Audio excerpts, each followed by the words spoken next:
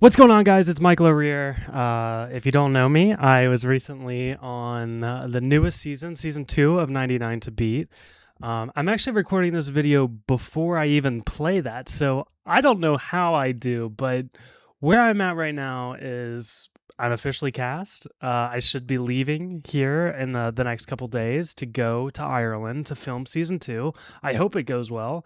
But the truth is, this is a dream of mine. I've wanted to be on reality TV since I was a kid.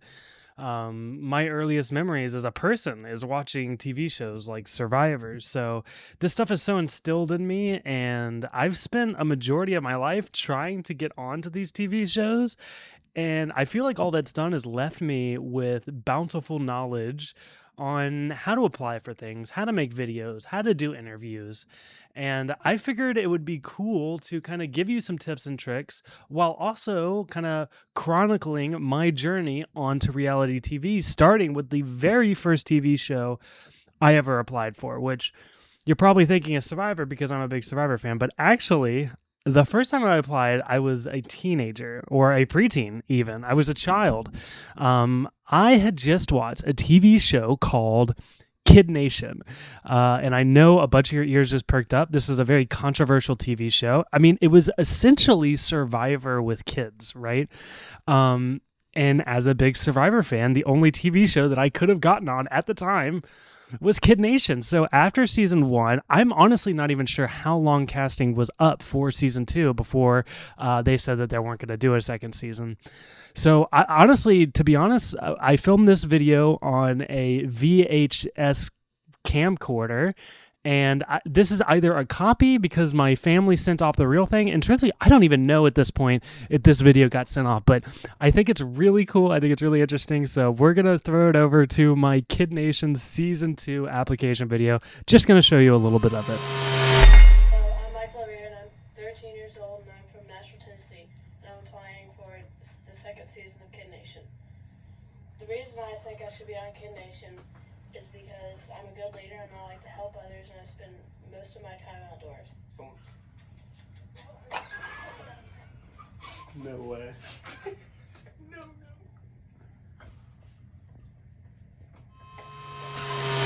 Okay, as you all know, season 2 for Kid Nation never ended up coming to fruition, and I obviously was not cast.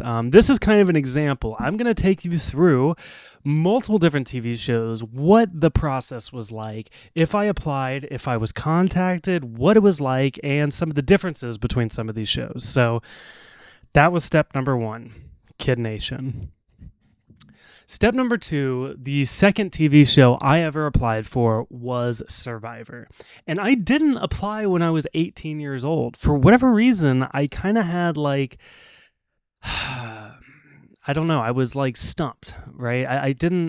For whatever reason, I didn't apply to Survivor until I was over the age of 20. I think 22 was the first time. I'm going to go back and try to find some of my videos. I'll even show you some clips right now. My name is Michael O'Rear, and I am 22 years old, and I'm from Nashville, Tennessee. What's up, guys?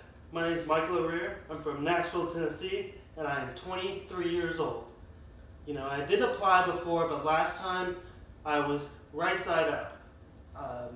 I now see that was the wrong approach, so I'm going to be trying something a little bit. But I'm going to tell you this. Having started applying to Survivor in my early 20s and continuing to apply all the way into my early 30s, I can say that nobody from the Survivor casting team ever showed an ounce of interest in me. Not an email, not a phone call, not a text message.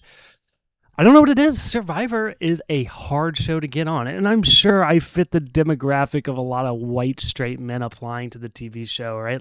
I don't think I should have been contacted necessarily, but it is surprising, especially when we go through some of these other TV shows, that Survivor never had an interest in me. My number one show never had any interest in me. But guess what, guys? I'm actually not done applying to Survivor. I'm going to keep applying, and I'm going to keep trying, too.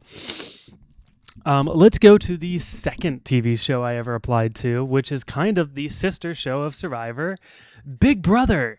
And this was the first time I was actually contacted by somebody from a casting team. So I did a video applying to Big Brother. How's it going, guys? My name is Michael O'Rear. I'm from Nashville, Tennessee, and I'm 24 years old.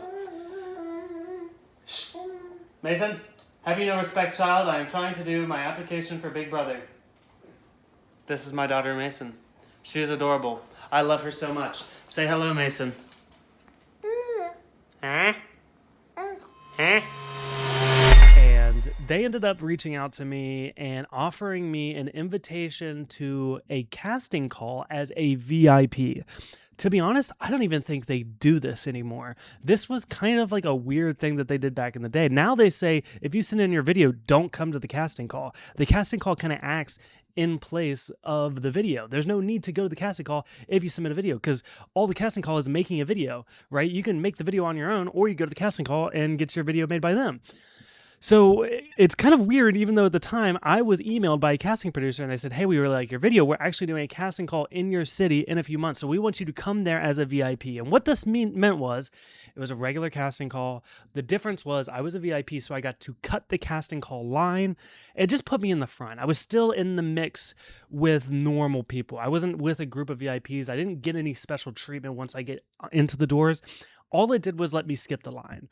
And the way this Big Brother open casting call worked was we were in a group. I believe it was about 8 people. We went in, we talked to a casting producer. They kind of asked group questions, and then I think each of us got one individual question as well. I bombed it, okay? I don't think I did a good job. I can't remember exactly what I said, but I was kind of comparing myself to the rest of the applicants. A lot of them had been day drinking before they got there.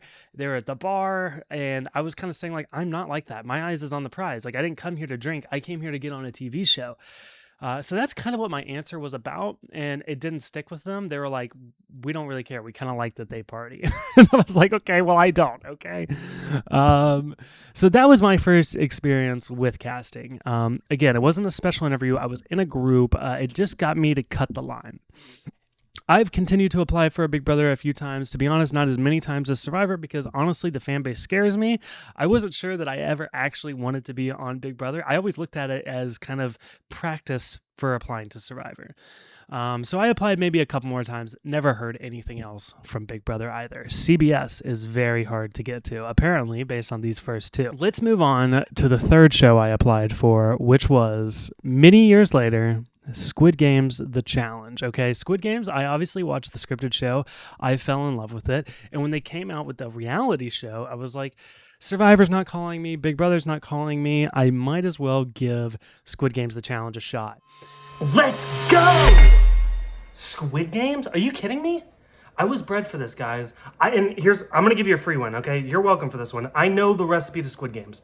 Number 1, it's luck, okay? I'm lucky, okay? Take my word for it. Number 2, it's agility and skill. I mean, come on. Okay. Number 3, and this one's the most important, and I don't think people appreciate it enough. It's a low moral standard, okay? And if you don't know what that means, it means you will do anything it takes to win. And I'm not even just talking about the competitions. Of course, yes, we're going to screw people over in the competitions if we can. We will totally screw people over if we can. I'm talking about like outside the shit too. You got to get in their heads. You have to strategize. You have to make alliances. You have to stab people in the back. I'll stab my mother in the back. It's $4 million. Are you kidding me? I have 3 kids. Do you have any idea what kind of hole that puts in my wallet? Call me. I'm ready. Let's go. I'm ready. And I did. I applied, and honestly, my memory of it is a little fuzzy, but basically what happened was I did an interview. They liked my interview, and then they reached out to me and sent me an email basically saying, we really liked your interview, but on this season of Squid Games The Challenge, or on this show, we want people to come with loved ones. So we would like you to find loved ones to come with you. So I was like, okay, who could I invite to increase my chances of getting on the show? And my thought was my younger brother, Jacob. He's a taller, more handsome version of me. I was thinking, if they like me, you're definitely going to like my brother. My brother ended up doing an interview, and then radio silence after that. We never heard back. Jacob, I don't know if I want to blame you for this, but I definitely did not get casted on Squid Games The Challenge after your interview, and I don't know what that means, okay? I don't know what that means. I do want to talk about it. It was interesting at the time applying for Squid Games The Challenge. Another friend of mine, Chapman Sweet, was also applying, and we were talking to each other throughout this casting process, right? We both had interviews, and then I got the email about bringing on a loved one, and I was like, Chapman, did you get this email about bringing on a loved one? And he said, no, they didn't do that. I guess, I don't know, maybe I'm out of the running now. So at this point, I'm thinking I am ahead of the game on Squid Games The Challenge. Ironically enough, Chapman ends up getting cast with no family members, and I do not with no family members. So that was my next closest call with getting on reality television. Next, I'm going to cut to a show called Hush Money. I ended up applying for this show. I don't remember. I saw some casting adverts online. Andy Sloan was in charge of this casting. And to be honest with you, at this point, somebody, hopefully Andy or somebody in the comments can tell me what this TV show turned into. But I was almost on it. I did an interview, and I think it went really well. Andy Sloan said he liked me. But I never ended up hearing back. And in fact, I got an official casting letter saying, hey, you were not picked. We really enjoyed you. Hopefully we can get you on a different show. So I did not get on Hush Money. And in fact, I don't even know what Hush Money turned into. Okay. It might be $1 Million Secret on Netflix. That's kind of my guess, but I'm not 100% sure. So hopefully somebody can tell me what show was I almost on, because Hush Money was kind of the working title at the time. We didn't actually know what the TV show was going to be. Next was a brief interaction that I had with casting producers from the TV show Outlast. Outlast is kind of a nature survival show on Netflix, and it kind of had like the competition villainy that I liked and I thought I would do really good at. You know, I grew up in summer camps. I have like some survival outdoor background and expertise, so I figured at the very least, I have a basic understanding of these things, and I love reality television, so I applied to Outlast. Outlast was a little weird, though. They ended up contacting me, and then they wanted me to send more videos of myself speaking, which this is unlike any other casting I've had before. I can't remember. I guess I filled out a thing online. There was no video necessarily, but the casting producer reached out and was like, "Hey, we like it. I'm looking at your social media. I'm not seeing like videos of you necessarily, so I don't know what you sound like." So they had me kind of like put together a bunch of videos of me in the past, like me with my kids and stuff like that, into a package, into a YouTube video, and I sent it off to them, and I never heard back. So Outlast never went anywhere either. But I was contacted briefly, and I found it interesting that the first thing the casting producer noticed about me is I didn't have videos of myself on Instagram. And you can go back and maybe track my Instagram activity or my TikTok activity and say, when did Michael start posting videos of himself more? And it was around the time that I realized casting producers were really looking at Instagram. They want to see reels. They want to see videos. They want to see your personality online, so they don't really have to take a chance on you. They already know what you're kind of like. So at this point, I become more active on social media, and honestly, I think everyone else should too. If you're trying to get on reality television, you should be making content. I think you should get on a camera like I am doing right now, speaking, and put it out into the universe, and that will show people that you are capable of standing in front of a camera and being interesting for a minute, okay? So, okay, that was Outlast. Next, this starts like the last, like, let's say year and a half, I had a lot of casting success, okay? So we're going to go through them really quickly. Number one was The Wonka Show. It hasn't even come out yet, but originally they posted casting for a TV show called The Golden Ticket, which was a Wonka reality show. And basically it would take you through the chocolate factory and put you through competitions. And I was like, oh my God, I grew up with Willy Wonka. I love candy and I love games. It just seemed like something I would be good at it. So I applied. They reached out to me. And they ended up asking me to come back with a list of family members that I wanted to bring with me, right? Basically, your Uncle Joe from the original movie, right? They wanted like a mentor of mine. And I picked very interesting mentors. Actually, let's go ahead and pull it up really quickly. Okay, I'm going to name the 4 people that I pitched as my loved one to be on Wonka. And I thought these things were bangers. One of these people was originally a reality star. I kind of have a relationship with a Survivor player named Johnny Fairplay. Some people love him, some people hate him. For better or for worse, he kind of is my in to a lot of this reality TV stuff. So I put Johnny Fairplay number one, and I wrote longtime friend, mentor, hero, and reality star. Now imagine a world where Johnny Fairplay is my Uncle Joe in the Chocolate Factory. That's kind of crazy to me. The next one is also interesting. I contacted a friend of mine that was not on reality TV yet. Turns out at the time of me contacting him, he was in casting for another show that I'm going to talk about in a little bit. But I reached out to him to be my mentor on Wonka. And this is Lance Richard from Fear Factor House of Fear. He was in the casting process for Fear Factor when I reached out to ask him to be my loved one. And he was like, okay, sure. He didn't tell me he was in casting for Fear Factor at the time, but he was kind of like, I don't know that I can do both of these things. It doesn't matter because the Wonka people never reached out. A couple more. Pete Morgan, longtime friend, big community member of Surviving Reelfoot, kind of like a father figure to me, honestly. So he was an obvious choice to me as well. And another one, I don't know, I can't believe I put this. This must have just been right after Reelfoot, where I had met a good friend of mine, somebody who's kind of an icon in like the online and live reality game world. Jay West. And Jay West, if you know who that is, he is somebody that just kind of jumps off the screen, super personable. And here's another thing. I want to mention this about Wonka. They basically told what they had told me, and I wonder if this is true looking back. They had told me, we would rather have you have an entertaining friend than a boring family member. So I kind of went heavy on all the friends. I could have done my brother, my dad, my uncle, my mom, but they said they want interesting friends, and I was like, I got interesting friends. I've got reality stars. I've got future reality stars, and I've got Jay West, LRG legend. So these are the people I pitched as my family members. I never heard back after that, but I found this to be one of the more interesting casting experiences that I had. Now, this is interesting because around the same time, maybe a couple weeks apart, I was also contacted for Fear Factor House of Fear. I applied to Fear Factor, and they reached out, a casting producer named Ari, who I later found out also cast my friend Alex Bizard and Jack Atkins on The Circle. He was basically like, we saw your video. I think we would love to talk to you. He texted me. I texted him back, and then I never heard back. I have a theory, though, that he looked at my friends list because I gave him my social media. I have a feeling he looked at my social media, saw that I was friends with Lance, and kicked me out of the casting process there. So a short contact from Fear Factor, didn't go anywhere at all. Now let's get on. I did end up, we're going to go back to another show, Squid Game's The Challenge. I was almost on season 1. I applied for season 2. I didn't hear anything. I come back for season 3, apply again, and I do something different on season 3 that I didn't do when I applied for season 2. I reached out to my casting producer who was talking to me on season 1, her name was Paloa. I said, Paloa, I want to apply for Squid Games. I was almost on season 1. I would love to be considered again for season 3.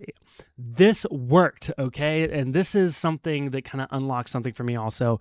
You need to be reaching out to casting producers, and it's important to continue to build relationships with these casting producers and applying for shows that maybe you don't even necessarily want to get on, but you want to continue to have like the social game with the casting producers, because maybe there's a casting producer who's casting The Bachelorette, which I've also applied for. And you don't necessarily want to be on The Bachelorette, but they might come back and cast for another show that you are interested later, and it's important to be in those interviews and build those relationships and show what kind of person you are early on maybe a show you don't even care about, in order to be considered for a show that you actually do care about later on.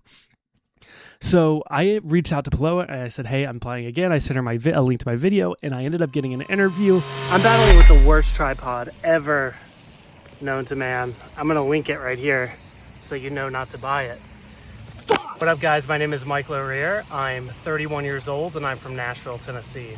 I am also a single dad. Our oldest kid has autism. She is a level 3, which means she's nonverbal, and she likes to elope.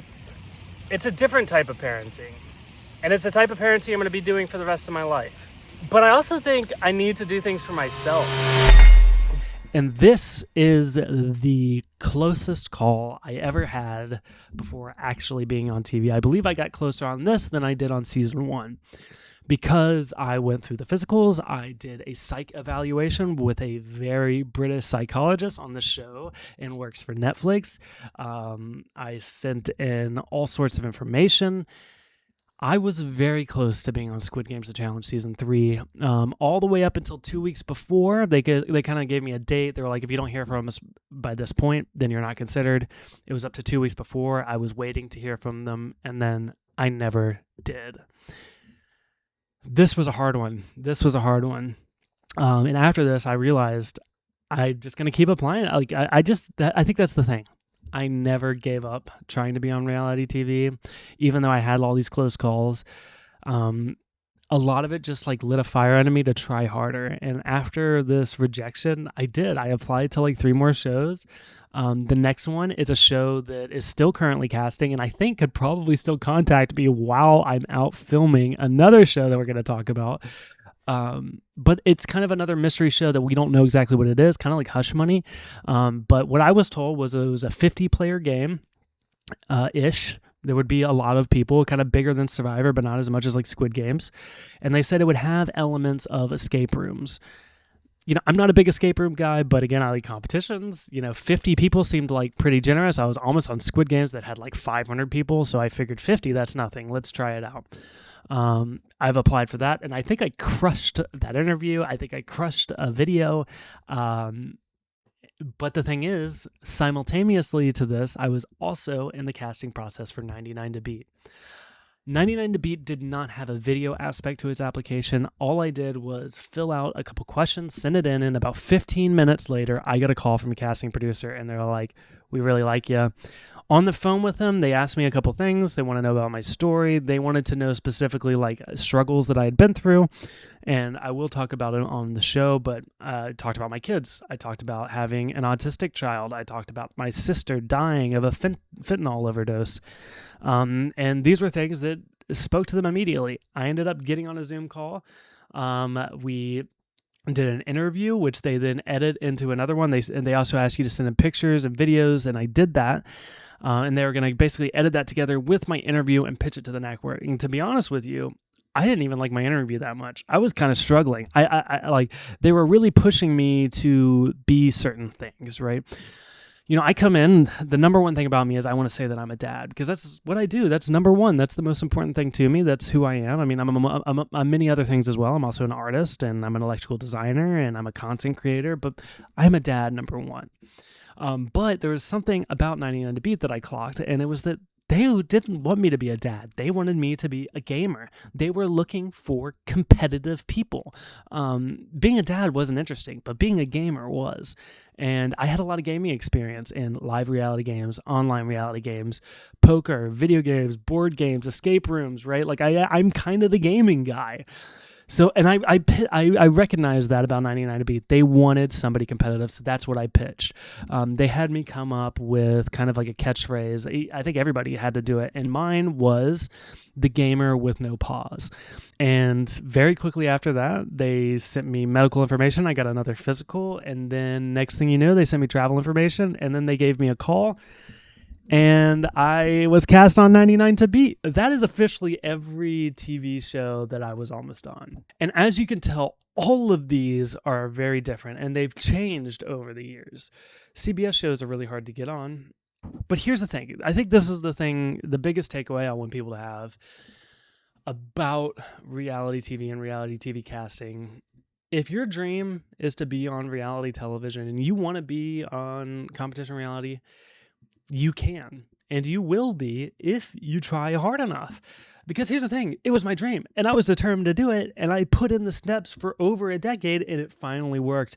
And I believe everybody, if they apply themselves the way that I did, can also do the same thing, especially nowadays where there's Squid Games with 500 people they need to cast every year. 99 to Beat needs to cast 100 people every year. Beast Games, a couple hundred every year. There are spots open for you on reality television if you learn how to pitch yourself. And I'm going to give you some advice that I collected over my years. I do have a little bit of advice. This is kind of a crazy one.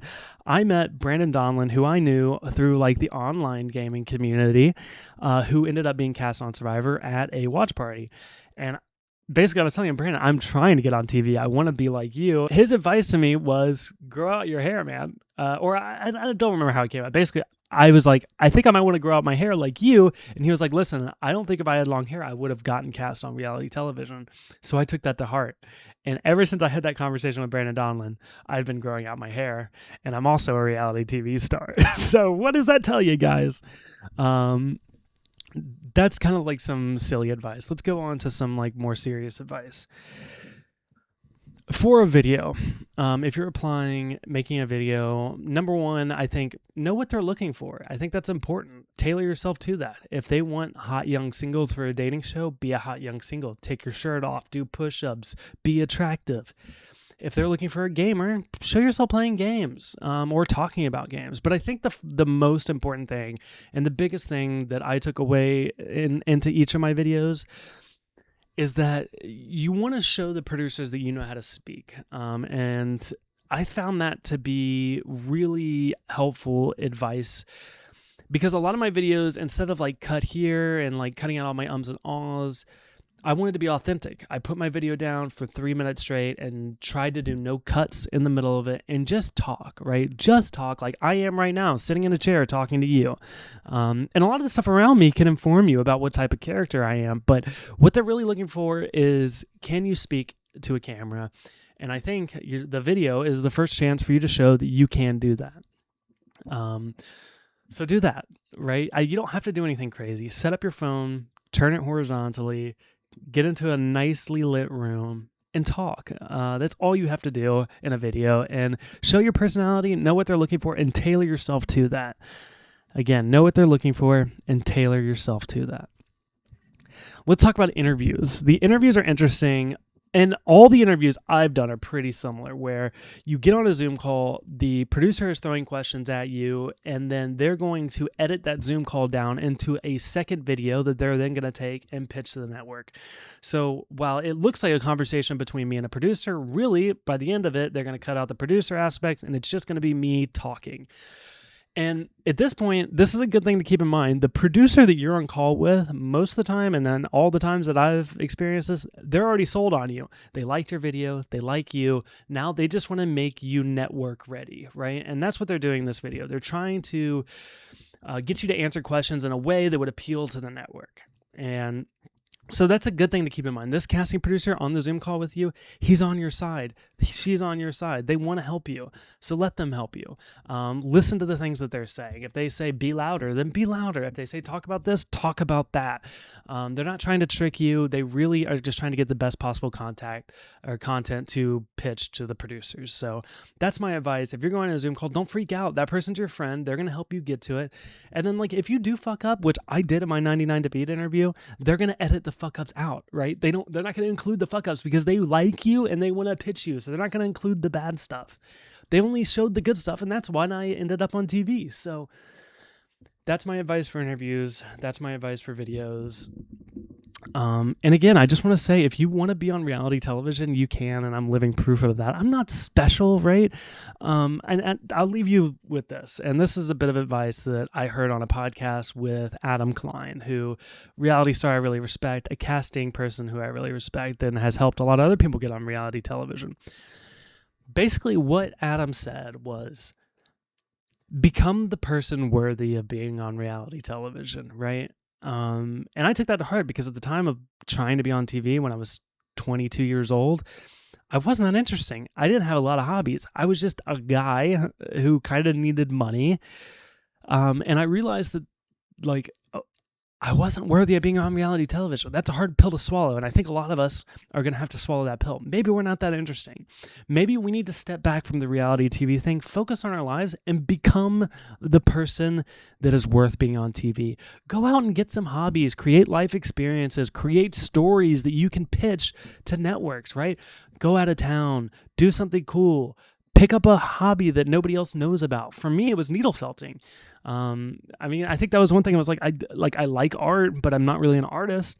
I found an art form that worked for me, and I tried it. And now I can tell people I'm an artist. I am an artist. I create art. Or I'm a writer. I created comic books. Like, these are things that I like applied myself to. And if you're sitting there feeling like, wow, I'm not interesting enough to be on reality TV, become interesting. You can do it. There are ways of doing it. Become the character that's worth being cast. That's kind of it. I have rambled for a long time, 30 minutes on this topic, and I'm gonna be putting in clips from past application videos. But again, like I said, I think the thing I want to take away from this is, if you want to be on reality television, do it. You can do it. You got this. And shoot me a message. Also, I'm on Instagram. You know where to find me. I'm very reachable, so hit me up and let's get you on TV. It's possible. Oh, I get one more tip before we go. I mentioned it briefly, I guess. Apply to be on shows that you're not interested in, because these casting people work on multiple different shows. Yeah, you want to get your foot in the door. You want to build these relationships with casting producers, because guess what? Even if it's a show you're not interested in, you can go through the casting process, and if they invite you, you can say no. You can deny them, right? Just because you apply, it doesn't mean that you're agreeing to go. It doesn't mean you're signing the NDA. It just means I might be interested in this at some point. So give it a shot. Even if it's a show you're not interested in, give it a shot. It's good practice, if nothing else. So that's it. Thank you guys so much for watching, and we'll see you next time.